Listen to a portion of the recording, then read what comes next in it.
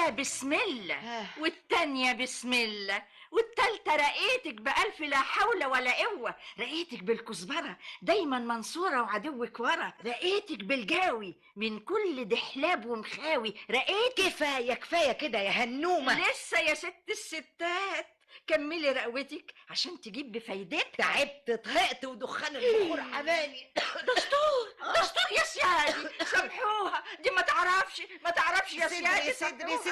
صدري متضايق والدنيا بتلف بيا. ان شاء الله عدوينك واللي بيكرهوكي ده عين وصابت فيكي. طب واخرتها يا هنومة؟ هديلك شهر وزيادة ولا فيش حاجة ظهرت. فاشر. طب دي التحويجة اللي عاملها لك سي محروس العطار ما تخرش المية ابدا. وهنروح بعيد ليه؟ عواطف بنت زنوبة اللي على اول حارتكم كانت ما بتخلفش زي حالتك كده. تعالي بقى وشوفي النهاردة ما شاء الله عندها من العيال 4. عقبالك يا ست نعيمة عقبالك. من بقك لباب السما. هيحصل يا حبيبتي هيحصل، بس ساعتها اوعي تنسي الحلاوة بتاعتي. عينيا ليكي يا سلام. ده يبقى يوم المنى، يوم ما اجيب عيل للمعلم متولي واكيد العزال بيه فرجه قريب. افوتك بعافية. ما بدري من عمرك يا حبيبتي. ان شاء الله دخلتي عليك النهاردة تكون دخلة السعد وبلوغ المراد يا رب. ده لازم المعلم.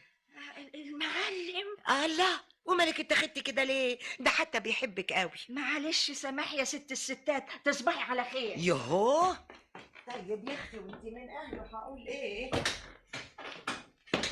السلام عليكم. وعليكم السلام يا معلم. مين انت هنا هنومة؟ اهلا يا معلم، سلام عليكم. وعليكم. يا اختي بقى دي مقابلة تقابل بيها الست هنومة يا معلم؟ يا اخويا حرام عليك، دي ست طيبة ومكسورة الجناح. كسر رقبتها على صدرها. انا مش منبه عليكي 200 مرة ان الولاية دي ما تعتبش برجلها هنا.